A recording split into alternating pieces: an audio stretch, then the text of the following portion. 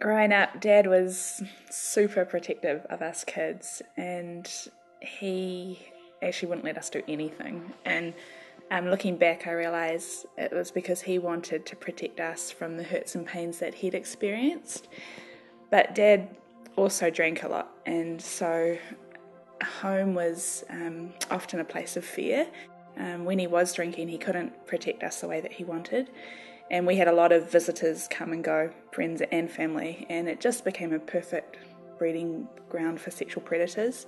So as a result of that, when I was very young, I became sexually awakened, and I used to look for other children to express myself sexually with, and I knew that was wrong, but I just had this urge to be satisfied. And as I got older, I realised this wasn't the right thing to do, and so that side of it stopped, but I was still very much enslaved to these desires, and I would often use it to escape just into my private world. When I was still quite young, my mum became a Christian, and she started to attend a local church, and she would take all the kids along with her, and instantly I saw two different lifestyles. There was my dad on one hand and my mum, and I really wanted what my mum had.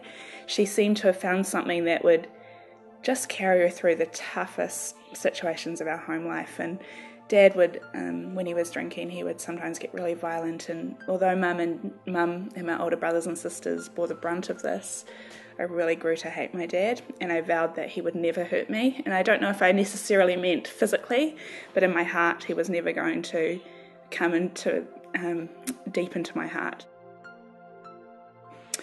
When I was about 8 or 9, I had a sexual encounter with an older relative of mine, and I felt so filthy afterwards, and probably what made me feel even more filthy was that part of me actually enjoyed it, because I was looking for that expression sexually. I remember running into the shower and just trying to get clean, and I sat in the shower for such a long time because I was just feeling so disgusting, but I couldn't get clean inside. I didn't even know how to feel clean inside. I carried a lot of shame for that time, and I also had another relative who I really loved and trusted, and in time he too would try and get me alone for the same thing, and I was so devastated because I really loved this person, and my view of males and sex and was just so marred and distorted, and I was very fearful of men. And I had my dad who was an alcoholic, and I had other men who were taking advantage of me sexually, and I really withdrew from them. Probably one of my biggest ways of coping was just trying to please people and desperate for approval, and I would often just do anything that people wanted me to do just so that I could just be at peace. When I was 16, I got into my first relationship, and I really grew to love my boyfriend, and I gradually gave my heart to him. And there were times though that I was terribly insecure, and I couldn't cope if he was close to any of my friends, but I thought that showed a lot of weakness, so I never actually really told him about that. After about 5 years, something happened that affected our relationship, and we had to break up. It felt like a knife had gone into my heart, and everything that I thought about myself just seemed to come true at that time, like that I wasn't good enough and I wasn't pretty enough and all these sorts of things.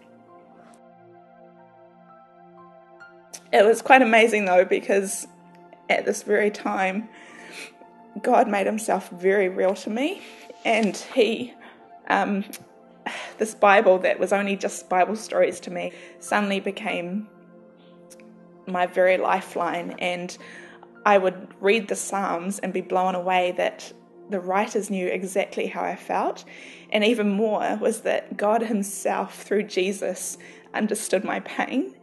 And I was very close to my family and friends, but none of them could heal my heart. And I was starting to experience this healing through Jesus and through these words that were coming from the Bible. And it was a really special time for me.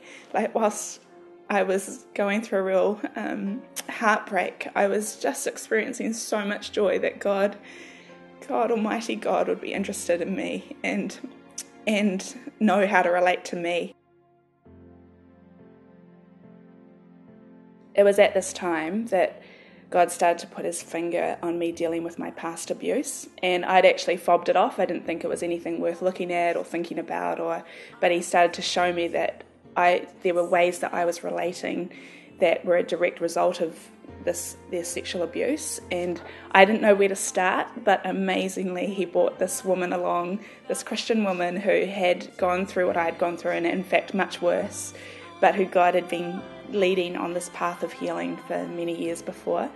And she showed me that God was interested in my pain and that he could heal me and that she could relate to me. And that was such a load off me, because I thought I was all alone and I was so ashamed about what had happened, and I carried a lot of shame for the wrong things I had done myself. I've been forgiven, and that's why I started to open up to her and start this road to recovery. I've come to pour my praise on him like oil from Mary's alabaster box. One really awesome time for me was when I wrote my dad a letter, and I told him that about everything that had happened to me. I didn't know how he was going to respond, but one day he came into my room and he sat down with me and he just cried with me, and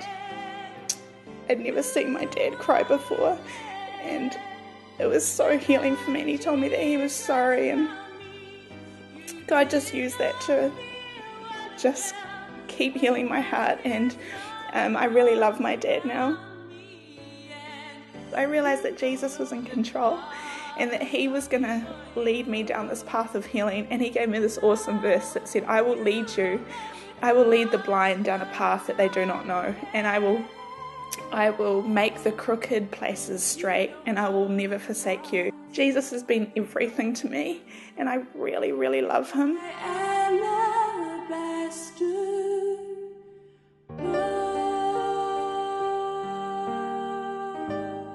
I think one of the awesome things was that Jesus promised me freedom from shame, and whilst I knew that he'd taken all my sin on the cross, it was so liberating for me to know that he took my shame, and so that I can talk about all these things that have happened and I don't feel any sting.